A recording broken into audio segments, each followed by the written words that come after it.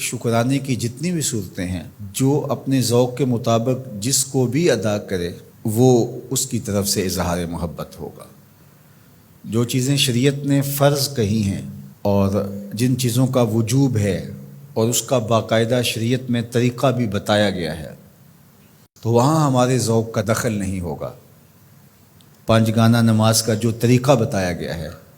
اس کے اوقات جو بتائے گئے ہیں، اس میں قیام، رکوع اور سجدے کی صورتیں ہمارے اوپر واضح کر دی گئی ہیں، مبہم نہیں رکھی گئی، تو اس میں ہم اپنے ذوق کا مظاہرہ نہیں کر سکتے کہ نہیں ہم نماز اس طرح پڑھیں گے، ہمارا ذوق اس طرح کا ہے۔ وضو میں میرا ذوق یہ ہے کہ میں پاؤں پہلے دھوؤں گا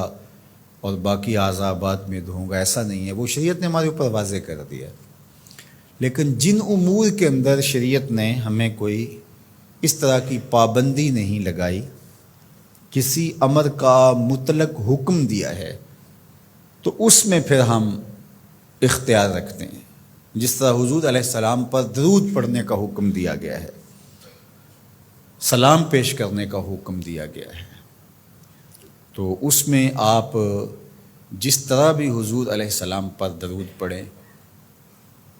جس ہیئت میں بھی درود پڑھیں، کھڑے ہو کے پڑھیں، بیٹھ کے پڑھیں، درود کے کلمات، درود کے الفاظ،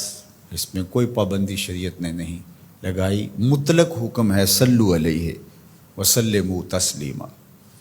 درود پڑھو اور سلام پڑھو اور خوب پڑھو، صبح پڑھو، شام پڑھو، دوپہر پڑھو، پچھلے پہر اٹھ کے پڑھو، رات کی تنہائیوں میں، دن کے اجالوں میں، کوئی پابندی نہیں لگائی گئی۔ اب یہاں آپ کو اختیار ملتا ہے، پھر ہر شخص کا اپنا ذوق ہے۔ کوئی تنہائی میں بیٹھ کے درود پڑھتا ہے اور کوئی اجتماعی طور پہ درود پڑھتا ہے، کوئی بچوں میں بیٹھ کے درود کی مجلس سجا لیتا ہے، تو یہ آپ کا اختیار ہے۔ اسی طرح فَلْيَفْرَحُوا کہ خوشی کا اظہار کرو، تو اس میں آپ کا اختیار ہے۔ آپ 12 ربیع الاول کے دن صدقہ و خیرات کیے جا رہے ہیں، 12 کو نہیں کرتے، 13 کو کرتے ہیں، 11 کو کرتے ہیں، 8 کو کرتے ہیں، کسی اور مہینے میں کرتے ہیں، حضور کے آنے پر آپ کو خوشی ہے، اس کا شکرانہ ادا کرتے ہیں، اللہ کا شکر بجا لاتے ہیں، قولاً، عملاً، رویتاً، نوافل ادا کیے جا رہے ہیں، روزہ رکھتے ہیں۔ حضور علیہ السلام نے خود روزہ رکھا پیر کے دن، تو اگر کوئی شخص سارے طریق مسرت کے اختیار کر لے، خوشیوں کے سارے رنگ اختیار کر لے، تو اس میں کیا حرج ہے کہ وہ روزہ بھی رکھے، وہ نوافل بھی پڑھے، وہ صدقہ و خیرات بھی کرے، وہ مٹھائیاں بھی بانٹے، چہرے پر بشاشت کا، فرحت کا، انبساط و کیف و سرور کا اظہار بھی ہو، لبوں پر اللہ کی تقدیس کے ترانے بھی ہوں، محبوب کی نعتیں بھی ہوں، اور ذکر مصطفیٰ کا نور ماحول میں پھیل جائے، اور وہ اللہ کا شکر بجا لا رہا ہو اور اس کا رواں رواں بول رہا ہو کہ مجھے حضور کے آنے پہ مسرت ہے، خوشی ہے، تو یہ سارے طریق بھی اختیار کیے جا سکتے۔ ہر شخص کی اپنی کیفیت ہے۔ میں نے کہا اس پہ خام خواہ اتنی ضد بھی نہیں کرنی چاہیے کہ جو میرا ذوق ہے ہر شخص کو ذوق کے مطابق ہی آنا پڑے گا، یہ نہیں ہے۔ جس کا جو ذوق ہے اس ذوق میں وہ اپنی محبت کا اظہار کر سکتا ہے، چونکہ اس میں کشادگی دی گئی ہے، اس میں فرحت کے اظہار کا مختلف انداز ہو سکتا ہے، اور ماضی کے اندر بھی ایسا ہوتا رہا ہے، مختلف بزرگوں نے مختلف طریقے اختیار کیے۔ یہ جو محفل میلاد کا انداز ہے، یہ فرحت کا اظہار بھی ہے اور تبلیغ کا ذریعہ بھی ہے۔ علماء نے اس کو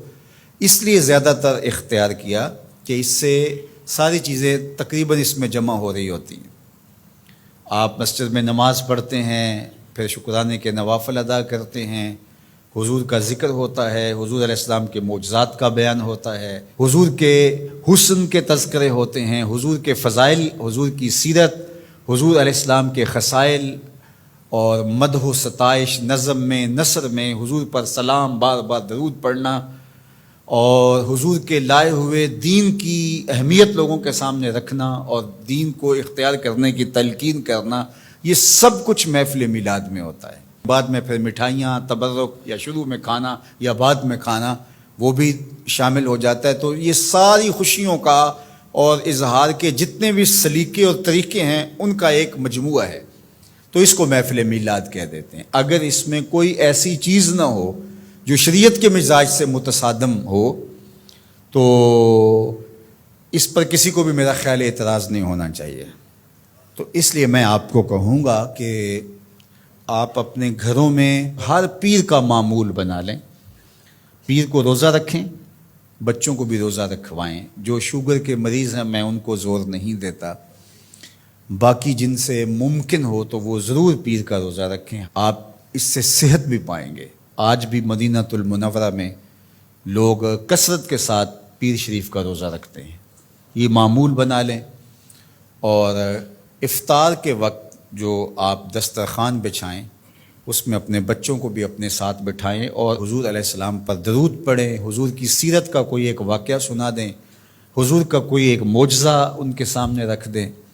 آقا کریم علیہ الصلوۃ والسلام کے حسن کا قصیدہ ان کے سامنے پڑھ دیں، کسی عضو بدن کی خوبصورتی اور شمائل کا تذکرہ ان کے سامنے رکھیں، اور پھر نتیجہ آپ دیکھنا۔ اس کے بعد دعا کر کے افطار کر لیں، کھانا کھا لیں، اور یہ صرف 8 دن کے بعد آپ کریں۔ 8 دن میں 2 مرتبہ کر سکیں، جمعے اور پیر 2 دن کر سکے تو اور اچھا، نہیں تو 1 دن کم از کم یہ مقرر کر دیں۔ اگر کسی وجہ سے آپ پیر کے دن نہیں کر سکتے، کوئی اور دن مقرر کر دیں، یہ سارے اللہ کے دن ہیں، تو آپ دیکھیں گے کہ اس کے اثرات آپ کی نسل کے اندر منتقل ہوں گے۔